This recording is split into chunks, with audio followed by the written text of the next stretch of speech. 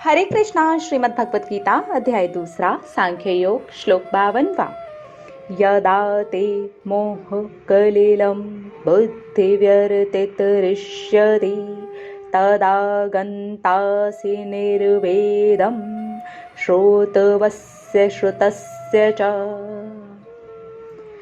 आगे श्री कृष्ण भगवान कहते हैं, जब तुम बुद्धि से काम लोगे तो जिन भी चीज़ों से मोह हो जाता है, मोह मतलब मैं, जब भी मोह हुआ वो मेरे साथ जुड़ करके ही आएगा।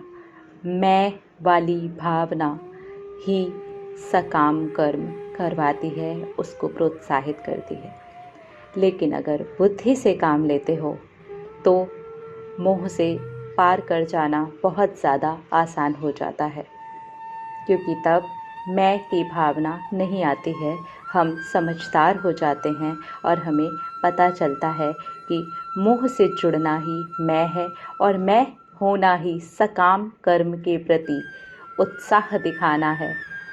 सकाम कर्म सेल्फिश कर्मों को बोला जाता है, जो सिर्फ और सिर्फ मेरे लिए हो, मेरी प्रसन्नता के लिए हो, मेरी खुशी के लिए हो, और वो भी बाहरी चीज से मिले, बाहरी इंसान से मिले।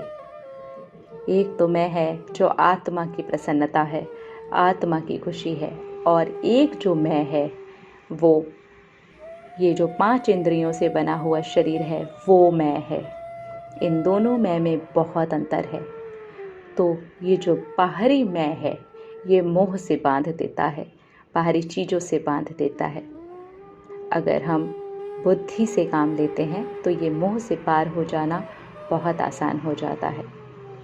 और अगर हम मोह से पार हो गए तो मोह से जुड़ी हुई, सकाम कर्मों से जुड़ी हुई, मैं से जुड़ी हुई कोई भी सुनी हुई बात या फिर सुनने योग्य बात जो कि हमें लगता है ये मेरे मोह को बढ़ावा देती है, मुझे सकाम कर्मों के प्रति बहुत ज़्यादा खुशियाँ देती है, अच्छा लगता है सुनना, उससे विरक्ति हो जाती है, तुम स्वतः ही दूर हो जाओगे।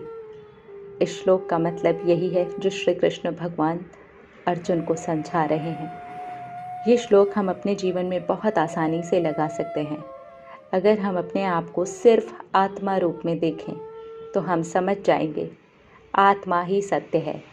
मैं से जुड़ता है मोह, मोह से जुड़ते हैं सकाम कर्म, फिर सकाम कर्म जुड़ जाते हैं मैं से, फिर जुड़ता है मोह, और ये चक्री चलती रहती है और हम कर्म पर कर्म, कर्म पर कर्म करते चले जाते हैं, जिनका फाइनली रिजल्ट ये होता है कि हमें कष्ट ही मिलते हैं, क्योंकि वहाँ सिर्फ मैं लगा था, मैं से जुड़ रहा था मोह, मोह से जुड़ रहे थे सकाम कर्म, फिर वो सकाम कर्म मुझे मैं तक ला रहे थे, जो कि सिर्फ और सिर्फ इंद्रिय तृप्ति के लिए है।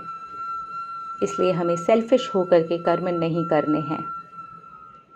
और अगर हम मैं हटा देते हैं, आत्मा रूप में स्वयं को जानते हैं, तो मोह स्वतः ही दूर हो जाता है, पार होना बहुत आसान हो जाता है मोह से।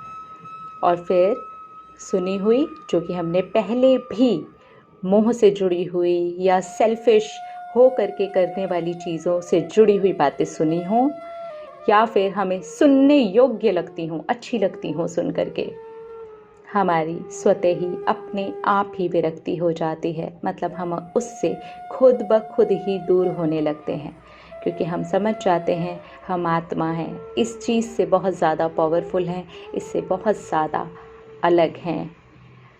ये चीज़ हमें मोह से और मैं से नहीं बांधती, ये चीज़ हमें आत्मा से जोड़ती है।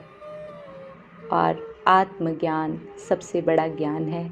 उस चीज़ से हम जुड़ते चले जाते हैं और सही शिक्षा, सही पथ का अनुसरण करने लग जाते हैं। मिलेंगे अगले श्लोक में और देखेंगे हमारी श्रीमद् भगवत गीता हमें क्या शिक्षा दे रही है। हरे कृष्णा।